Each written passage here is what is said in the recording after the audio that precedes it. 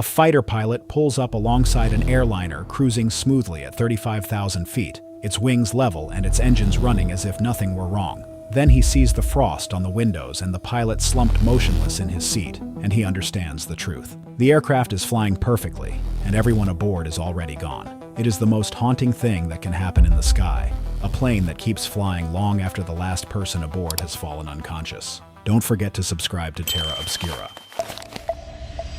For hours that morning, air traffic controllers over Greece called the same aircraft and heard nothing back. It had not vanished. It sat right there on their screens at 34,000 feet, holding its altitude and tracking from one waypoint to the next, flying its route exactly as a healthy aircraft should. They asked it again and again whether it could hear them. Only silence came back. What they could not yet know was that everyone aboard the Boeing 737 was already unconscious, and that the machine was flying itself. It had all begun hours earlier, on the ground, with a switch. The aircraft had been written up for a strange noise around a door, so before the passengers arrived, a ground engineer ran a check on the pressurization system to look for a leak. Testing it meant taking one control out of its normal automatic setting and moving it to manual. When the engineer finished, he believed he had returned it to automatic. The evidence says he did not. That single switch, left in the wrong position, meant the aircraft would never pressurize itself once it climbed. The system was now waiting for a pilot to do the job by hand,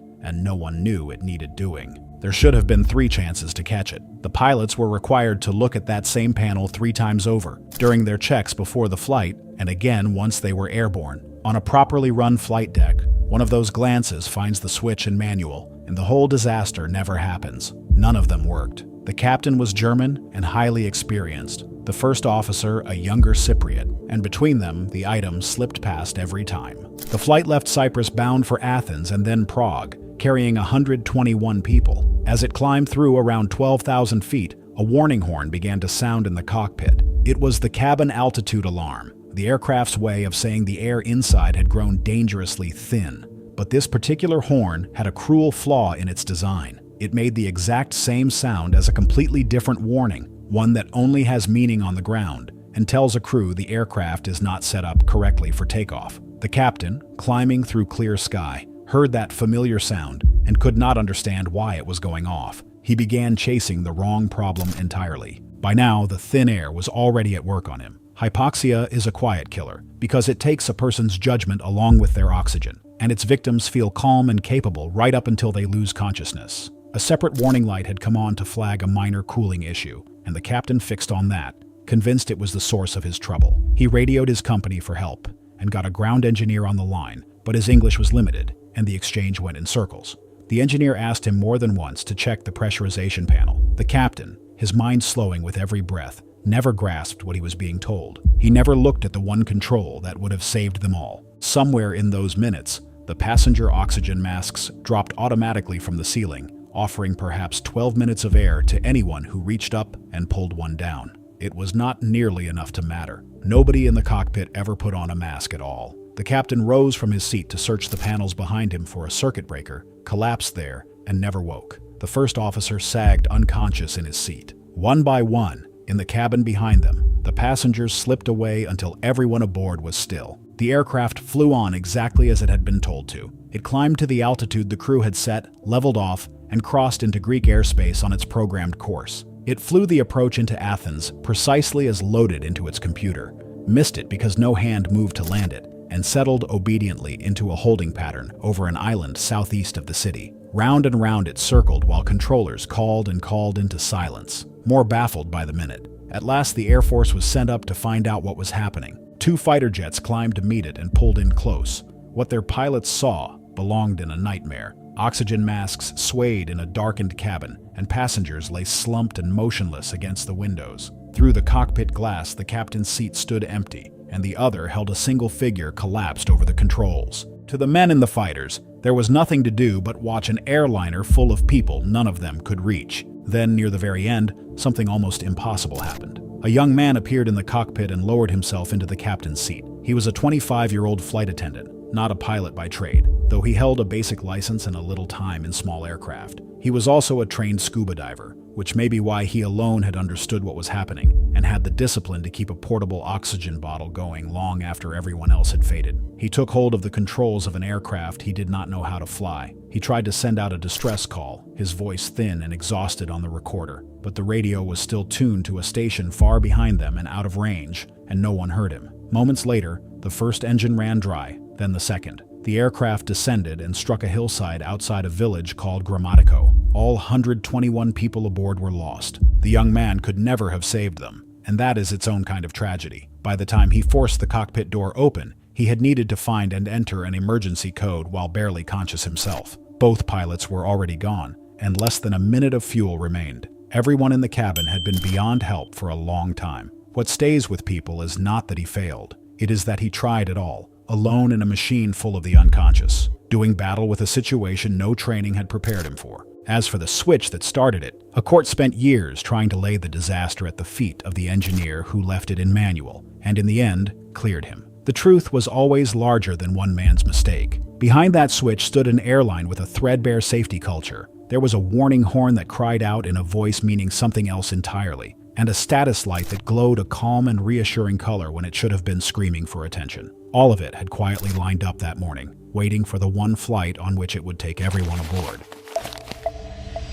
4 months before this flight, Payne Stewart had sunk a long putt on the final green to win the U.S. Open, the national championship of American golf. He was one of the most beloved athletes in the country, instantly recognizable in his old-fashioned knickers and cap at the peak of a brilliant career. On the morning of October 25, 1999, he boarded a small chartered jet in Orlando for a routine business trip. A few hours later, he and everyone with him would be dead, carried across half the United States by an aircraft that no longer had anyone alive to fly it. There were 6 people aboard the Learjet 35 that morning, 2 pilots and 4 passengers, bound for Dallas. Alongside Stewart were his agent and 2 other associates. The jet climbed away from Orlando into a clear morning and was cleared to continue up toward 39,000 feet. The pilot acknowledged the instruction. That read back, a few routine words, was the last anyone ever heard from the flight. Somewhere in the next 6 minutes, as the jet climbed through the mid-20s of thousands of feet, the cabin lost its pressure. To this day, nobody knows exactly why. What is certain is that the air inside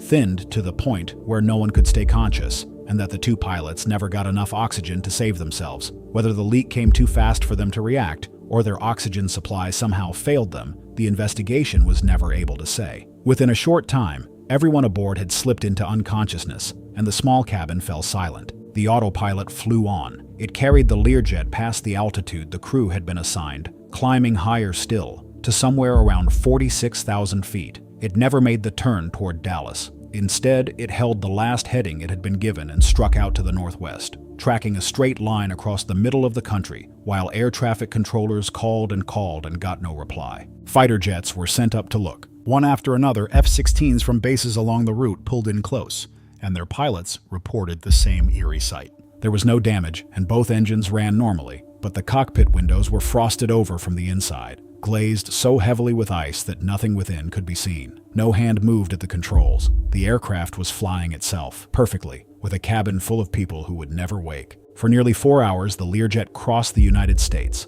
shadowed by a rotating escort of military jets that could do nothing but follow. Over South Dakota, after 1,500 miles of silent flight, the jet finally ran its tanks dry. The engines wound down, one after the other, and with no thrust left, the autopilot could no longer hold altitude. The nose dropped. The aircraft rolled into a steep spiral and dove into an open field near the town of Aberdeen, carving a crater into the flat prairie. All 6 aboard were lost. The cockpit voice recorder, an older unit that saved only the final half hour, held no voices at all. It captured only the sounds of the end, the engines running down and a stall warning sounding to a pilot who could not respond. What makes this crash linger is how much of it remains unknown. Investigators found the oxygen bottle's valve open, and one of the crew masks connected to its supply, hints that a pilot may have reached for oxygen in those first confused seconds and simply run out of time. But the central question, why a healthy jet lost its pressure in the first place, was never answered. The official finding blamed the loss of cabin pressure and the crew's failure to get oxygen in time, then admitted the reasons for both were undetermined. More than 20 years later, they still are. The country was left to absorb the loss of a champion at the peak of his career, taken by an invisible failure that turned his aircraft into a ghost and flew it gently on until there was nothing left in the tanks.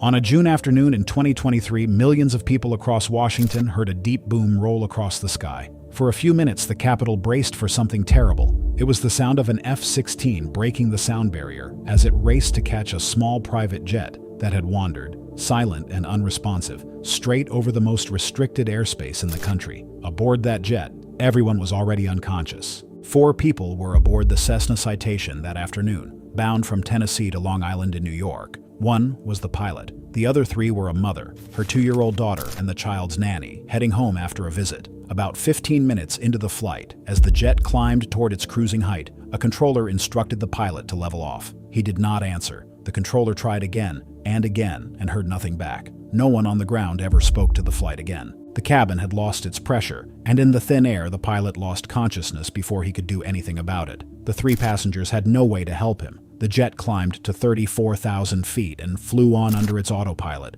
following the route program before takeoff. It reached Long Island exactly as planned and lined up for the airport, but there was no one awake to bring it down. So, it held its altitude and flew straight over the top, still perfectly on course for a landing it would never make. Then the autopilot did something that turned a private tragedy into a national emergency. Reaching the end of its route, the jet made a wide turn and started back the way it had come, striking out to the southwest on a heading that carried it several hundred miles across the country. That heading took it directly over Washington. As the unresponsive aircraft crossed into the restricted zone above the Capitol, the complex went on alert and the military scrambled fighters to intercept it. 6 F-16 went up. To reach the jet in time, one of them flew faster than sound, and that was the boom the whole city heard. When the fighters pulled alongside, they fired flares to try to wake whoever was flying, but nothing happened. Looking in, the pilots saw a man slumped motionless at the controls with no oxygen mask in use and no movement anywhere behind him. The Cessna was a ghost, flown by a machine over a country watching it in disbelief.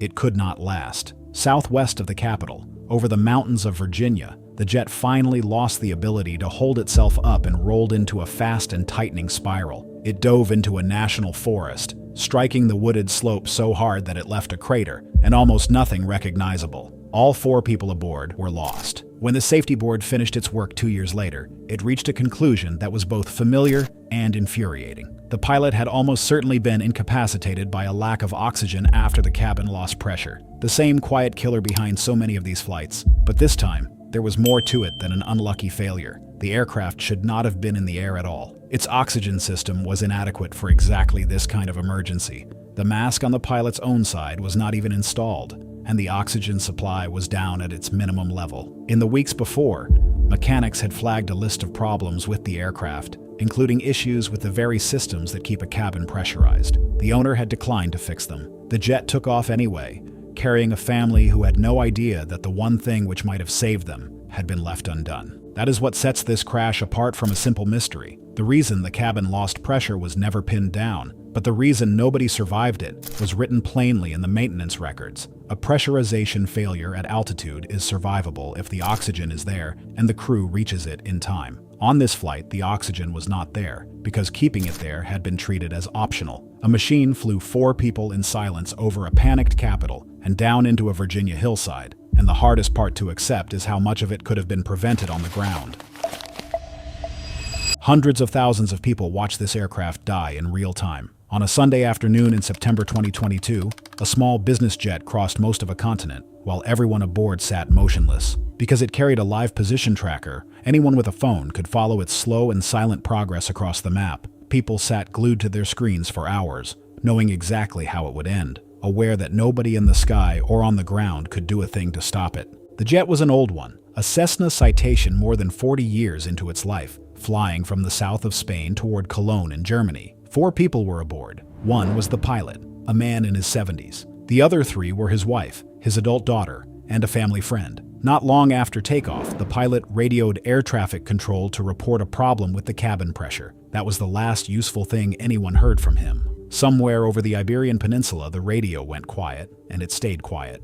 The cabin had failed to hold its pressure, and at the altitude the jet was climbing to, the air was far too thin to keep anyone conscious. The pilot succumbed like the rest. The Citation reached its assigned height of 36,000 feet and flew on under its autopilot, holding the course set before departure with steady precision, carrying its silent occupants across the sky. As the aircraft crossed into French airspace, fighter jets were sent up to find out what was wrong. A French fighter pulled in close, and its pilot looked into the cockpit and saw no one at the controls. There was nothing visibly wrong with the aircraft at all. No damage and no fire. It was simply flying itself, with a cabin full of people who could not be roused. What followed was a strange, mournful relay across Europe. The French fighters escorted the ghost jet north until it reached Cologne, its intended destination, where it should have descended and landed. It did neither. It flew straight over the airport at cruising altitude and kept going, out the far side, still holding its heading. German fighters took over the watch, then broke away, and as the Citation pressed on over the Baltic Sea, a Danish jet slid into position behind it. One nation after another handed off the vigil, none of them able to do anything but follow and wait.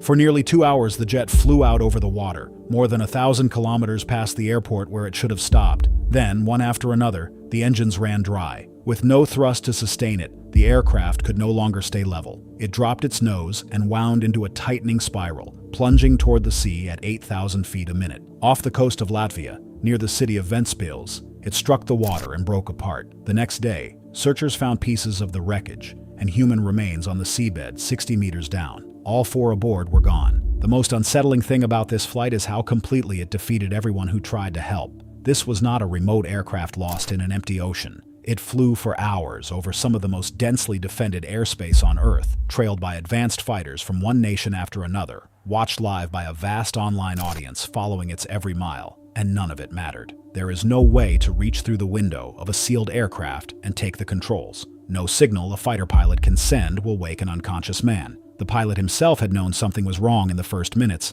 had said so on the radio, and still could not save himself before the thin air took him. That is the particular horror of a pressurization failure. It does not announce itself with fire or a sudden jolt. It works in silence, stealing the air and the mind together, so gently that its victims often never grasp what is happening. Air traffic controllers listen to this pilot lose consciousness in real time. Larry Glazer had called in a minor problem, his voice already a little off, and over the next couple of minutes, his speech grew slurred and confused. He asked for the wrong altitude and left long silences after each transmission. Then the answers stopped coming altogether, and the man they were reaching for was already slipping beyond anyone's help. Glazer was no novice. He was the chairman of the Owners Association for this exact type of aircraft, with thousands of hours in these turboprops, and he had taken delivery of this brand new Cicada TBM-900 only months earlier. Beside him sat his wife Jane. They had left Rochester in New York that morning, bound for Florida, a trip the two of them had made many times. About an hour and 40 minutes into the flight, cruising at 28,000 feet, Glazer radioed to report an abnormal indication. The cabin had begun to lose its pressure. What the aircraft was really telling him was that he needed oxygen fast. But the message was easy to misread, and the thin air was already dulling his mind. Within roughly 2.5 minutes of that first call, his transmissions showed the unmistakable signs of a brain running short of oxygen. He asked to descend, but nowhere near far enough. Then he slipped into unconsciousness, and his wife beside him. The turboprop flew on under its autopilot. It had turned southeast earlier and now simply held that heading, tracking a straight line out over the Atlantic and down toward the Caribbean, far past the Florida airport where it should have landed. Military jets were scrambled to catch it. Their pilots saw 2 people who appeared to be asleep, slumped and unmoving, neither wearing an oxygen mask. One detail settled any doubt about what had happened. The aircraft's emergency exit door had sunk slightly inward into its frame, something that only occurs when the cabin is not pressurized. The chase carried on across international airspace, and the fighters were forced to peel away at the edge of Cuban airspace. The turboprop pressed on alone toward Jamaica, still perfectly level and holding its heading, its 2 occupants long past waking. Finally, off the northeast coast of the island and hundreds of miles beyond its destination,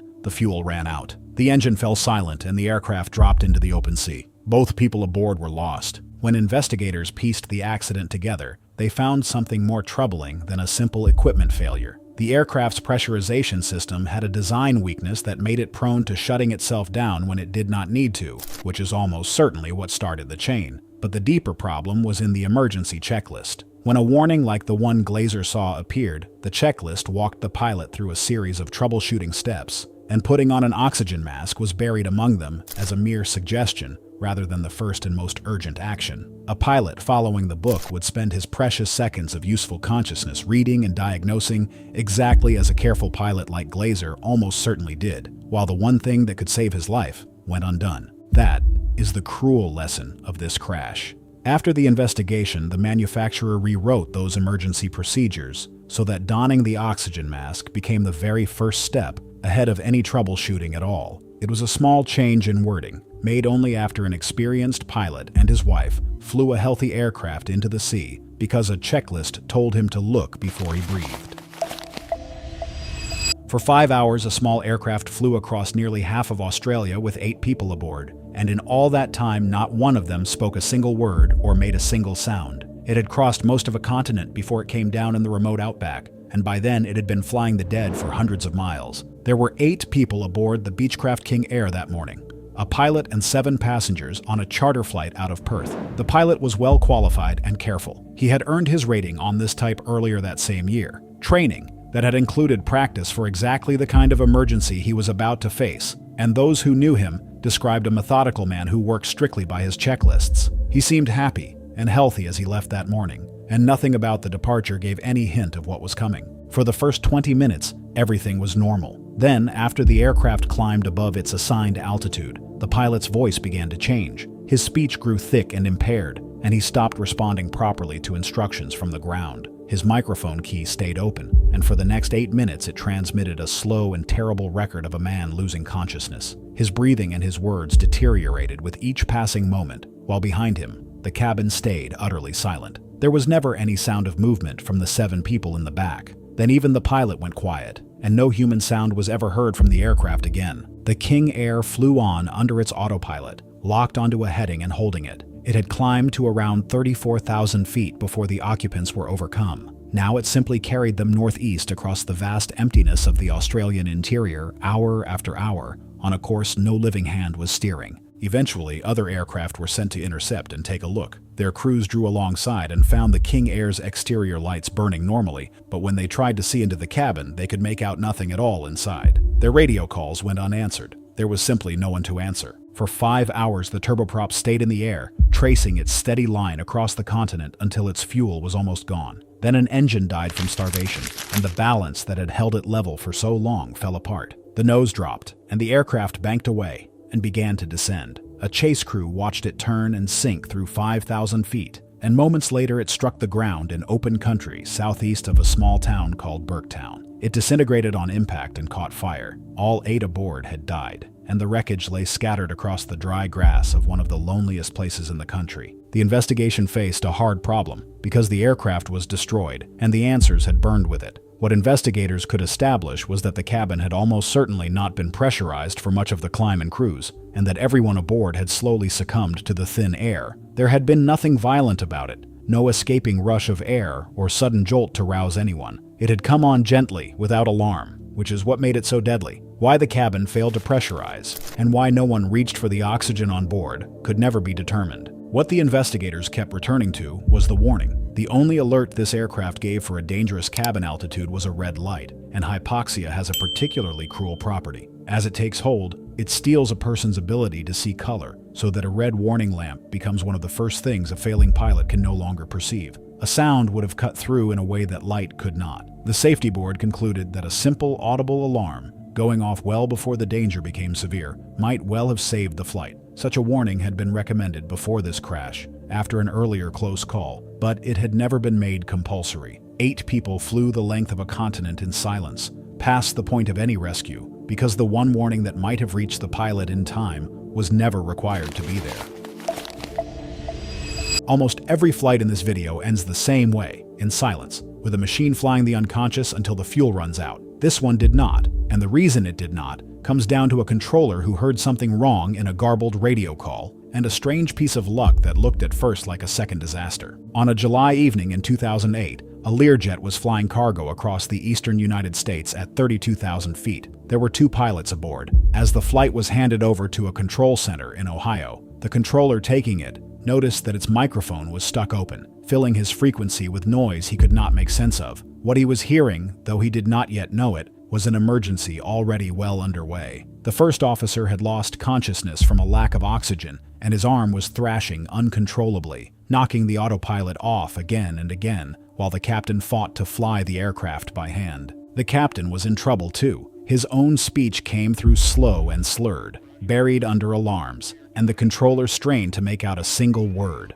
Another pilot on the frequency helped relay the broken transmissions, and through them the controller pieced together that the Learjet had declared an emergency. He began offering nearby airports to land at, but the answers made little sense, because the man he was talking to was slipping toward unconsciousness with every passing minute. Then a second controller changed everything. Listening in on the same frequency, she recognized what the symptoms meant. The slow, slurred speech and the mounting confusion pointed to one thing: a diagnosis the pilot himself was in no state to reach. He was hypoxic. His brain was starving for oxygen, and unless he got lower fast, he would black out like his first officer, and the Learjet would fly on until it fell from the sky. The controllers stopped asking questions the pilot could not answer, and instead gave him one sharp, simple command: descend. In his impaired state, a direct order was the one kind of instruction he could still follow. The aircraft began to come down, and here the strangest part of the story revealed itself, because the thing that saved the captain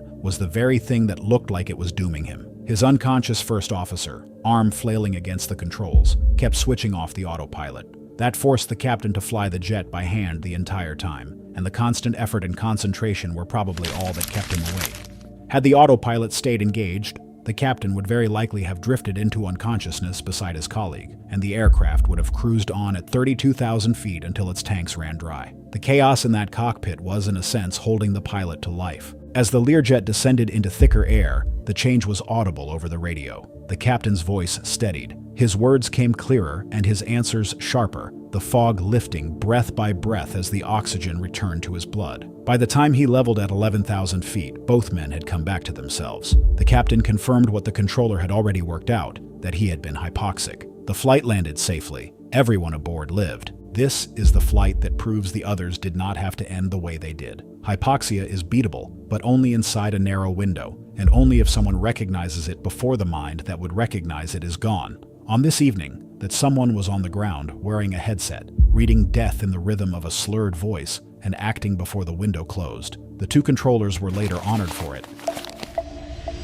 That is what sets hypoxia apart from almost every other danger in the sky. Most disasters announce themselves with fire or a violent jolt, loud enough that the people aboard spend their final moments fighting. Hypoxia takes all of that away. It arrives without noise or pain, and as it starves the brain, it removes the very faculty a person would need to recognize it. Worse, it often brings a strange sense of well-being, so that its victims can slip toward death feeling perfectly calm and never understanding that anything is wrong. The cruelest part is how simple the answer is. In nearly every one of these flights, salvation was a few inches away, an oxygen mask that would have bought the time to descend. Putting it on takes seconds, but the mind that must decide to reach for it is the first casualty of the very thing it needs to escape. And by the time a pilot feels that something is off, he may already be too impaired to act. This is why experience offered so little protection. Some of these pilots were superbly trained and knew their aircraft inside out,